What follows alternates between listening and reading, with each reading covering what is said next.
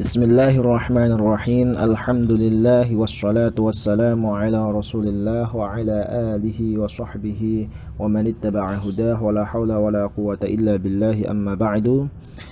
Sekarang kita pada sore hari ini kita masuk pada kajian kitab Safinatun Najah. Selanjutnya ya semoga ini pada fasal tentang masalah syarat-syarat sahnya salat. Sebelum kita masuk pada kajian ini nanti lebih detail, mari kita mulai, kita buka kajian kita pada sore hari ini dengan bacaan Ummul Kitab. Semoga diberi keberkahan oleh Allah Subhanahu wa taala dan diberi ilmu yang manfaat. Ummul Kitab ini kita hadiahkan kepada muallif hadal kitab, yakni Syekh Salim bin Abdullah bin Samir Al-Hadrami, juga kepada masyayikh dan guru-guru kita, orang-orang tua kita yang sudah mendahului kita. Semoga beliau-beliau semua mendapatkan rahmat dan ridha Allah Subhanahu wa taala dan memberkahi kehidupan dan perjalanan dakwah kita semua. Ala hadhihi an-niyyah wa kulli niyyatin shalihah. Al-Fatihah. A'udzu billahi minasyaitonir rajim. Bismillahirrahmanirrahim. Alhamdulillahi rabbil alamin arrahmanir rahim maliki yaumiddin. Iyyaka na'budu wa iyyaka nasta'in ihdinas shiratal mustaqim shiratal ladzina an'amta 'alaihim ghairil maghdubi 'alaihim waladdallin. Amin. Bismillahirrahmanirrahim.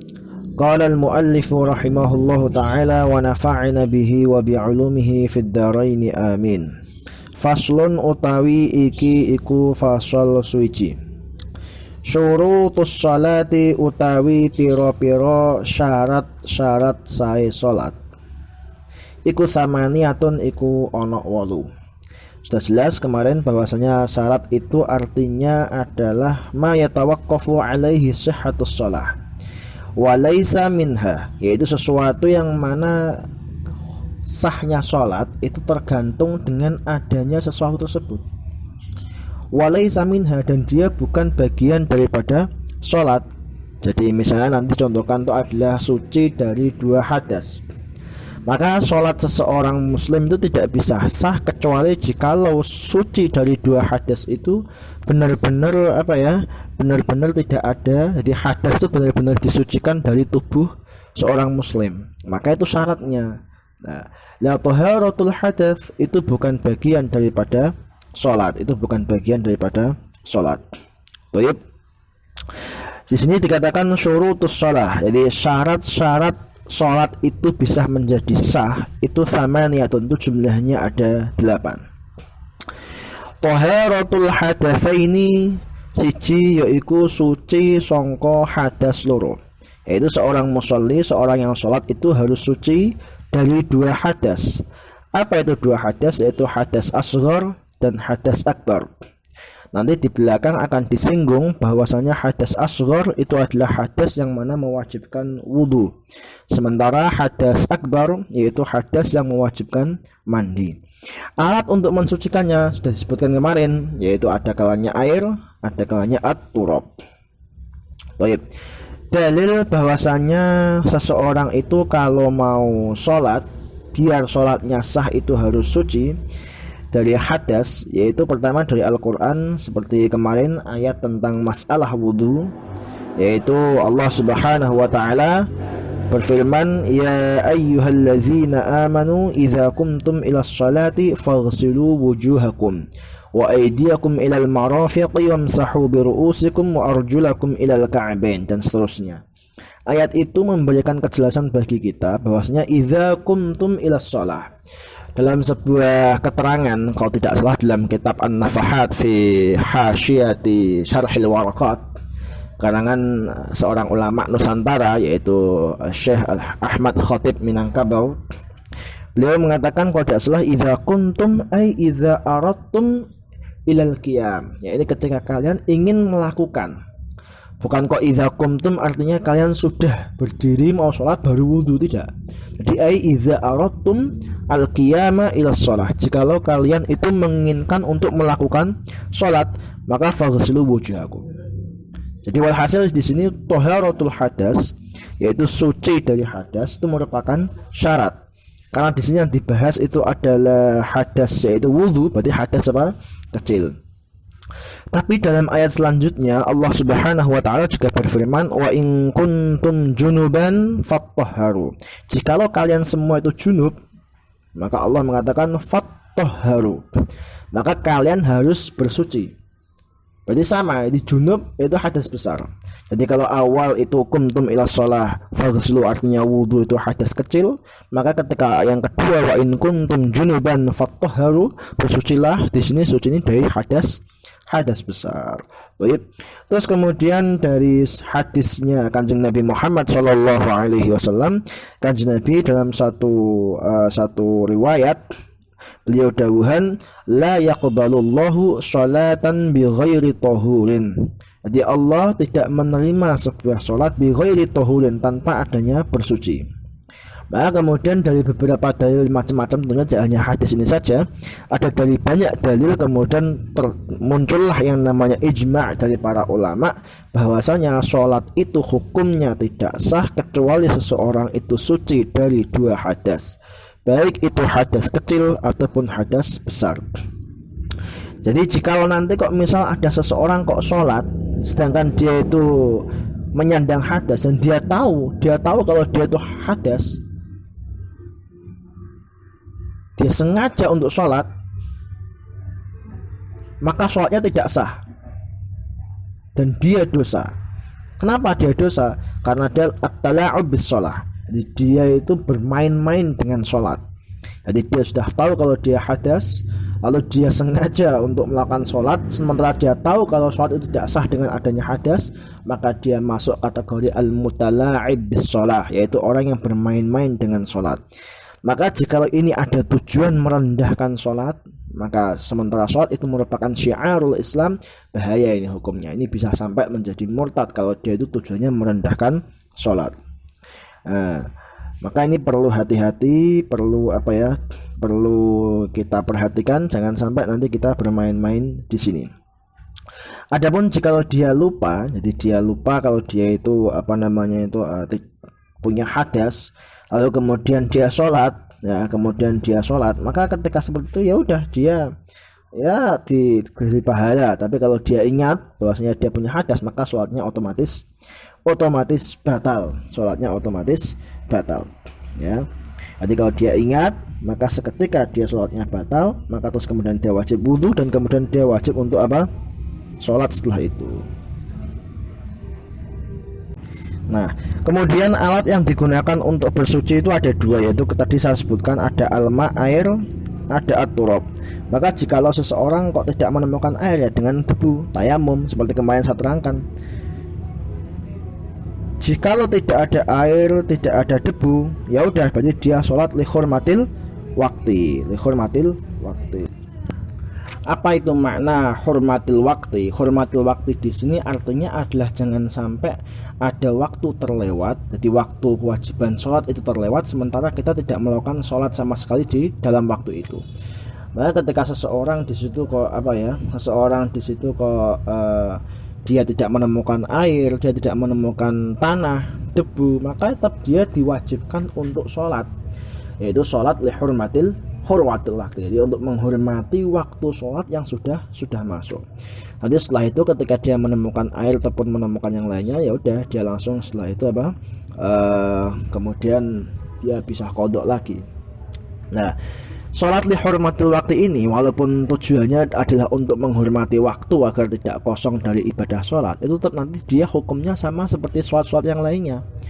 Jadi andaikan dia di pertengahan itu kok kemudian dia batal sholatnya, jadi dia akan misalnya, ya udah sholatnya batal, dia harus memulai dari awal lagi, walaupun di situ dia tidak menemukan air, air. Jadi hukumnya dia seperti hukumnya orang yang daimul hadas. Yaitu daimul hadas bagaimana? Dia tetap nanti misalkan daimul hadasil baul, ya udah pipisnya mancul terus, netes terus, dia tetap wudu, lalu setelah itu sholat, kok ternyata kemudian dia hadas dengan hadas yang selain daim tadi. Misal yang daimul hadasnya itu adalah pipis, maka dia kok kentut, maka dia batal dengan sholatnya, batal dengan sebab hadas kentut tadi. Maka dia setelah itu wajib wudu kalau daimul hadas. Kalau yang namanya faqidut tahuran ya tidak menemukan itu semua, ya langsung sholat aja lagi. Begitu.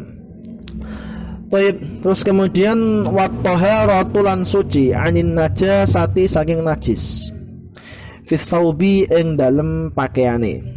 Terus kemudian wal badani lan badani. Yang dimaksud dengan pakaian ini adalah pakaian yang pokoknya itu terbawa, jadi mahmul, yang dibawa oleh seorang yang sholat, ya. Jadi mahmul yang dibawa oleh orang yang sholat, atau yang dipakai oleh orang yang sholat, nah, itu namanya pakaian. Terus yang dimaksud dengan badan itu ya badannya orang yang sholat, baik itu kulitnya atau itu rambutnya, bahkan misalnya di bagian dalam hidungnya, dalam mulutnya, atau dalam matanya. Kok di situ ada najisnya, maka di situ maka di situ wajib untuk disucikan. Kalau tidak, maka dia akan sholatnya batal, tidak sah sholatnya. Jadi misalnya ada orang mimisen, kemudian di dalam hidung kok terdapat sisa-sisa darah, kemudian dia sholat tanpa membersihkan hidungnya terlebih dahulu, ya udah sholatnya tidak sah, sholatnya tidak sah. Terus tidak hanya itu saja, wal makani lan tempate. Nah, tempat juga sama. Yang dimaksud dengan tempat di sini apa? Yang dimaksud dengan tempat di sini sebagaimana dikatakan oleh pensyarah kitab Safinah, itu adalah ma yulaqihi badanul musalli, yaitu tempat yang menempel secara langsung dengan badan orang yang sholat. Jadi misal yaitu bagian-bagian dari tempat ruangan itu yang menempel dengan badannya orang yang sholat. Berarti misalnya telapak kaki, terus kemudian nanti kalau dia sujud berarti ke wajah batuk, terus kemudian kedua telapak tangan, terus kemudian kedua dengkul. Nah, ini semuanya ini dikatakan tempat. Adapun bagian tempat yang tidak menempel pada tubuhnya orang yang sholat ketika sujud, maka itu tidak masuk kategori tempat yang dimaksud dalam matan kitab Safinah ini. Jadi tempat dalam matan Safinah ini artinya adalah tempat yang di situ menempel pada tubuhnya orang sholat. Makanya misalkan gini, ada orang sholat, kemudian di bagian bawahnya itu ada, misalnya di bagian bawah perutnya misalnya itu ada, di tempatnya itu ada ada kotoran kambing misalnya, atau kotoran tikus misalnya, ya, tapi tidak menempel langsung kepada tubuhnya orang yang sholat, itu sholatnya tetap sah, ya, sholatnya tetap sah, tidak apa-apa, karena itu tidak masuk kategori tempat, ya, itu tidak masuk dalam kategori tempat. Jadi perlu difahami sekali lagi, di sini yang dimaksud dengan athawb, pakaian itu adalah satu pakaian yang kita pakai, gitu, atau pakaian yang terbawa oleh kita, jadi al-malbus itu namanya yang kita pakai, atau al-mahmul yaitu yang terbawa oleh kita, jadi apa yang kita bawa. Terus kemudian tempat itu artinya al-badan itu artinya semua bagian tubuh dari orang yang sholat. Lalu kemudian al-makan, tempat itu artinya adalah sesuatu yang menempel pada bagian tubuh orang yang sholat ketika dia sujud ataupun ketika dia berdiri, itu yang namanya tempat. Baik. Dalil daripada kewajiban mensucikan atau suci dari hadas, baik itu di pakaian, di tempat atau di badan, itu adalah ayat Quran yang mengatakan wasiyabaka fatahhir. Jelas di sini kata-katanya wasiyabaka fatahhir, dan sucikan watahhir thiyabaka, jadi dan sucikan pakaianmu, ya, dan sucikan pakaianmu. Terus kanjeng Nabi Muhammad sallallahu alaihi wasallam dalam sebuah riwayat hadis, beliau mengatakan kepada Sayyidatuna Aisyah radhiyallahu anha, beliau berkata, "Idza aqbalat al-haidah fada'i as-shalah." Jikalau haid itu datang, fada'i as-shalah, maka tinggalkan sholatnya. Fa idza adbarat, maka jikalau haid sudah sudah mulai pergi, sudah mampet, faghsili anki ad-dam, maka basuhlah dari dirimu ad-dam, darahnya itu. Nah, wasolli dan sholatlah. Kata-kata faghsili anki ad-dam. Ini Kanjeng Nabi mengatakan faghsili anki ad-dam. Jadi seorang wanita di sini dalam kasusnya adalah Siti Aisyah disuruh oleh Rasulullah untuk membersihkan darah dari beliau. Artinya ini bisa artinya disuruh mandi yang pertama. Yang kedua bisa juga artinya ini adalah disuruh untuk membersihkan sisa-sisa darah yang ada dalam tubuhnya Sayyidatina Aisyah atau dalam tempat keluarnya darah dari Sayyidatina Aisyah. Dan ini kemudian tentunya bagi yang lainnya juga, karena ini masalahnya bukan berhubungan dengan masalah mandi junubnya, bukan, tapi berhubungan dengan masalah kebersihan atau membersihkan dari najis berupa darah. Ya, jadi ini bukan kok mandinya, bukan. Jadi faghsili anki ad-dam ini bukan mandinya, tapi damnya, darahnya ini loh. Darah itu hukumnya najis, maka darah ini harus disucikan. Terus kemudian dalam sebuah hadis lain, Kanjeng Nabi Muhammad Shallallahu Alaihi Wasallam pernah melewati satu kuburan, dua kuburan. Di situ Kanjeng Nabi melewati keduanya, dan Kanjeng Nabi tahu kalau orang yang ada dalam kuburan tersebut itu disiksa oleh Allah Subhanahu wa Ta'ala. Lalu Kanjeng Nabi Muhammad SAW ditanya, Kanjeng Nabi bercerita, innahuma la yu'adzabani. Kedua orang ini sedang disiksa. Jadi kedua orang yang ada dalam kuburan ini sedang disiksa. Kata Rasulullah, wa ma yu'adzabani fi kabirin. Keduanya itu tidak disiksa dalam hal yang besar. Dalam artian yang besar maksudnya bagaimana? Yaitu keduanya itu disiksa dalam hal yang dianggap remeh. Jadi seolah-olah itu remeh sebenarnya, tapi sebenarnya itu hal yang besar. Buktinya mereka disiksa karena hal tersebut. Ya, jadi keduanya ini disiksa karena melakukan hal yang dianggap remeh. Ya, apa? Amma ahaduhuma fakana la yastabri'u minal baul. Adapun salah satu dari keduanya itu tidak membersihkan diri secara total dari pipis. Nah ini loh. Jadi kata-kata fala la yastabri'u minal baul, tidak membersihkan diri dari pipis, ini kemudian muncul dari sini harus disucikan tubuhnya, al-badan. Jadi al-badan tuh harus disucikan dari najis. Terus kemudian tadi juga dikatakan bahwasanya sholat itu tidak sah jikalau seseorang itu badannya ini atau pakaiannya, pakaian itu mencakup apa? Kata-kata athawb itu mencakup al-malbus yang dipakai, atau al-mahmul yaitu yang dibawa. Jadi kalau dibawa maka di situ maka di situ sholatnya tidak sah.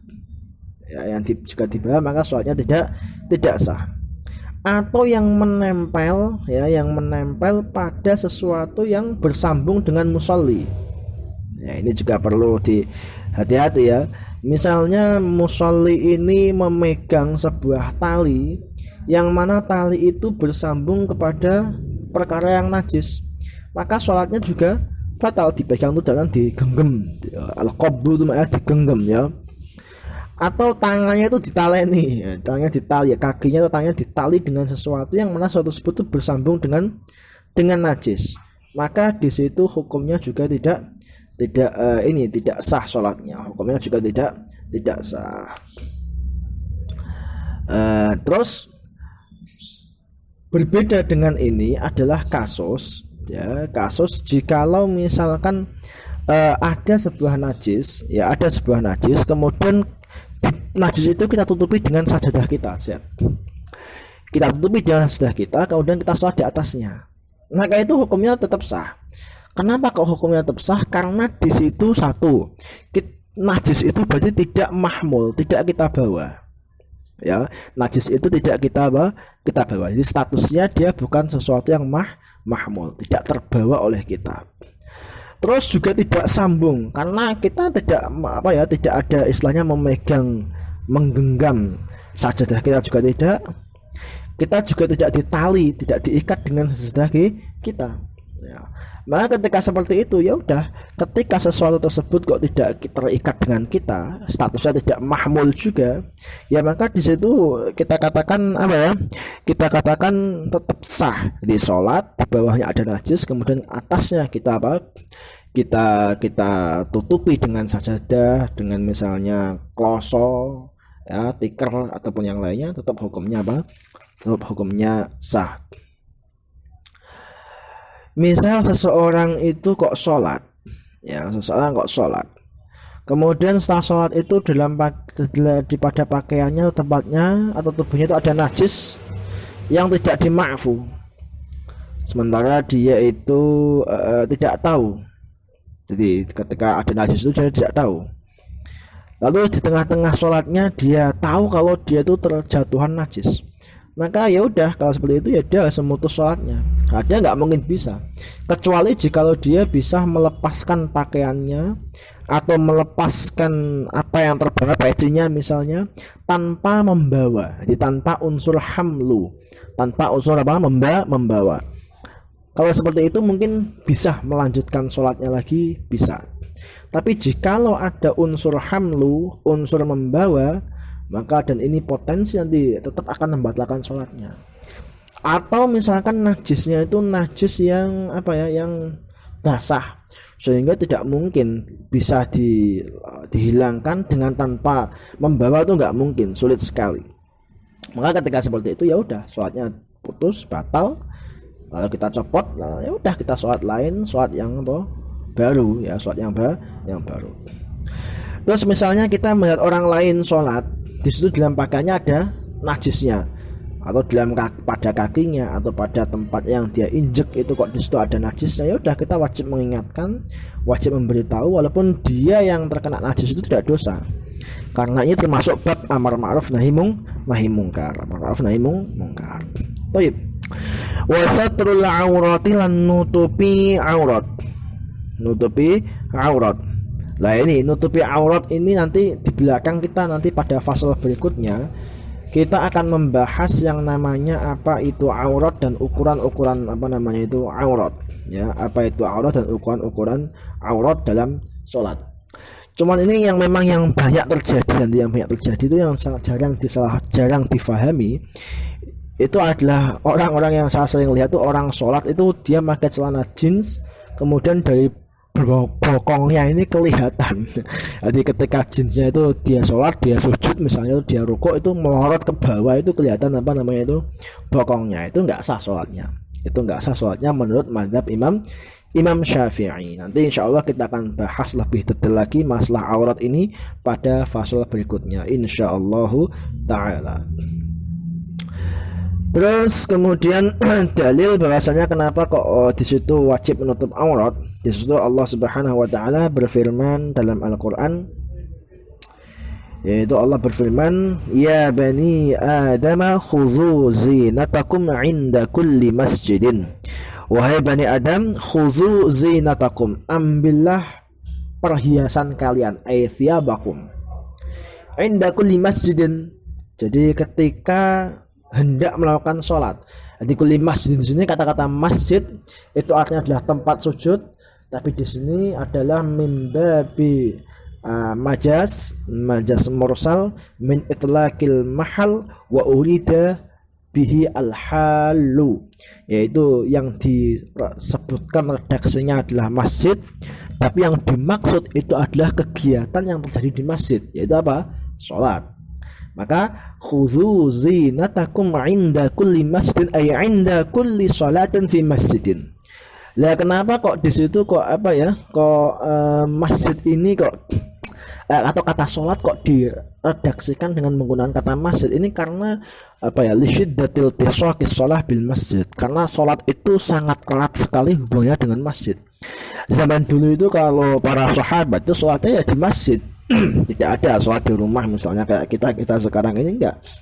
Ya, sholatnya zaman dulu itu ya di masjid, apalagi sholat fardu.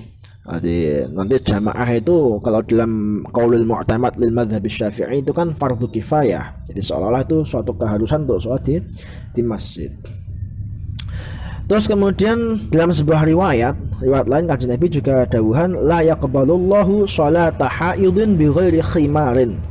Allah tidak menerima la yaqbalullah sholata haidin, yaitu salatnya seorang wanita yang sudah balik. Jadi kata-kata haid di sini maknanya bukan kok berarti wanita yang sedang haid, bukan. Karena kalau diartikan seperti itu akan kontradiksi nanti.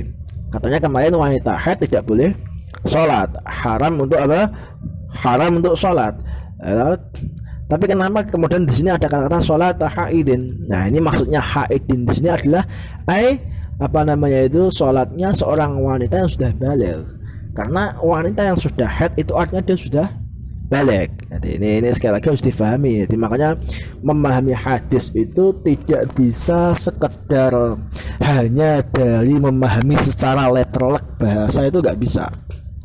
Wah, ini kacau. Misalnya kok sama memahami sholat haidin, sholatnya orang yang sedang haid bighairi khimarin, dengan tanpa penutup kepala. Wah, ini tambah rumit lagi loh. Orang haid kok sholat.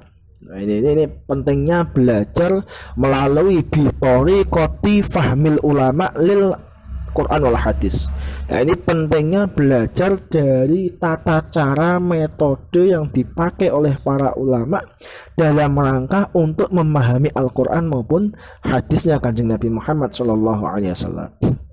Jadi jangan disalahpahami seolah-olah kita ini, misalnya kita yang ngaji kitab ini, seolah kita nggak mengikuti Al-Quran maupun hadis. Enggak. Di sini kenapa saya berusaha untuk menghadirkan dalil-dalil dari Quran maupun hadis, ini tujuannya tidak lain adalah untuk menunjukkan bahwasanya kitab sekecil Safinah pun itu sebenarnya kalau mau menelusuri satu persatu dalilnya apa, itu akan ketemu bahwasanya dalilnya itu adalah ayat ini dengan ijtihad seperti ini, dalilnya adalah hadis ini dengan ijtihad seperti ini. Kalau cuma sekedar nanti Quran maupun hadis difahami dengan hanya terjemahan letterlek perkata saja, nanti kacau kayak hadis ini. Jadi la yaqbalullahu sholata haidin bighairi himarin. Jadi Allah tidak menerima sholatnya seorang wanita yang haid. Oh, ini repot nih. Haidin umumnya diartikan wanita yang sedang apa? Haid. Padahal bukan seperti itu artinya. Haidin artinya wanita yang sudah balik. Kenapa kok seperti itu? Karena haid alamatun libulughil mar'ah, seperti kemarin ya, di permulaan awal kajian kita, bahasanya balik itu adalah tanda-tanda seorang wanita itu sudah haid itu adalah tanda-tanda seorang wanita sudah balik. Baik. Terus wastiqbalul kiblati lan madhep kiblat.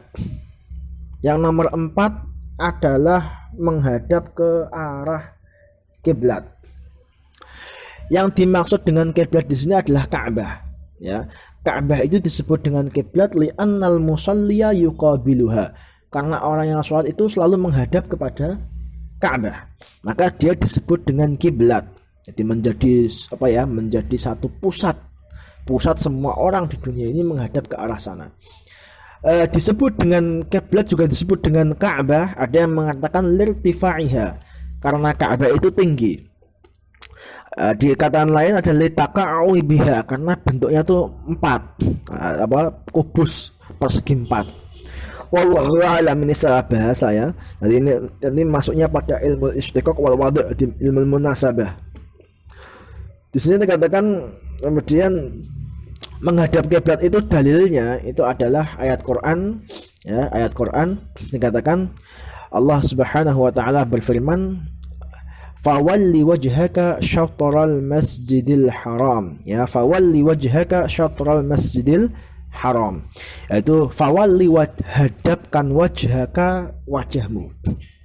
Di sini wajhaka di sini artinya kata-kata wajah itu artinya dalam mazhab Syafi'i ditafsirkan wajhaka sadraka, ya, wajhaka sadraka. Kemudian syatral masjidil haram, karena menghadap wajah tok itu tidak bisa. Kata Mbah Mun dalam sebuah kajian beliau, orang kok menghadap kok hanya wajah tok, itu namanya orang yang tengeng. Itu bukan menghadap. Misal jenengan menghadap sowan kepada calon mertua atau menghadap sowan kepada seorang kiai guru, yang menghadap hanya wajahnya saja, sementara tubuhnya itu berpaling dari arah guru jenengan, itu namanya bukan menghadap, itu hanya noleh namanya. Nah, kata-kata di sini menghadap, fawalli wajhaka, hadapkan wajahmu. Maka di sini wajhaka artinya adalah apa? Ai sodroka atau ai badanaka. Badanaka maknanya itu apa? Bagian ai muqaddamu badanika, itu bagian depan daripada apa? Badanmu. Maka ini juga majaz, ya, majaz mursal min itlaqil juz wa urida bihi al-kull. Mungkin seperti itu ya. Terus kemudian kata-kata syatral masjidil haram. Nah, ini Quran itu Masya Allah. Kata-kata masjidil haram di sini artinya adalah al-Ka'bah. Oh, ini. Jadi kadang itu kata-kata masjidil haram itu kadang di ayat Quran itu diartikan apa? Diartikan Ka'bah. Kadang masjidil haram itu juga kadang diartikan rumah seorang, ya, rumah seseorang atau mungkin Makkah. Dalam sebuah ayat dikatakan subhanalladzi asra bi'abdihi lailan minal masjidil harami ilal masjidil aqsa. Kata-kata lailan minal masjidil haram, subhanalladzi asra, maha suci Allah zat yang mengisrakan Rasulullah. Jadi bi'abdihi kepada hambanya, lailan pada malam hari, minal masjidil haram. Kata minal masjidil haram ini ulama ada yang menafsirkan Rasulullah itu Isra itu dari mimbaiti Ummi Hani, dari rumahnya Ummi Hani. Jadi bukan dari Ka'bah. Jadi Masjidil Haram kadang diartikan Ka'bah seperti ayat ini, fawalli wajhaka syatral Masjidil Haram, jadi ayat Ka'bah, kepada Ka'bah. Kadang Masjidil Haram itu juga diartikan yaitu Makkah secara umum. Nah, seperti tadi subhanalladzi asra bi 'abdihi lailan minal masjidil haram ay Makkah, ya, ay Makkah. Ini dari kota Makkah. Ada yang mengatakan lagi min baiti Ummi Hani, dari rumahnya sepupunya Rasulullah yang bernama Ummu Hani, ya. Jadi ini juga tadi. Terus kadang juga Masjidil Haram itu juga kadang diartikan sebagai apa ya? Sebagai masjid. Bukan Ka'bah, juga bukan Makkah, dan juga yaitu diartikan sebagai masjid. Sebagai masjid. Misal apa ya contohnya ya?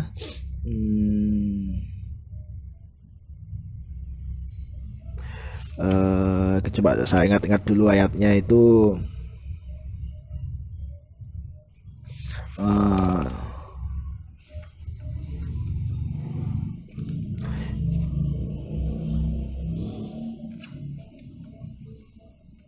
Lupa saya ayatnya itu.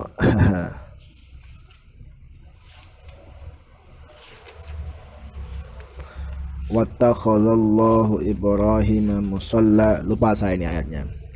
Nanti insyaallah kapan-kapan. Jadi hasil di situ ada kata Masjidil Haram kadang bermakna Ka'bah, Masjidil Haram kadang bermakna apa namanya itu Makkah secara umum, ya.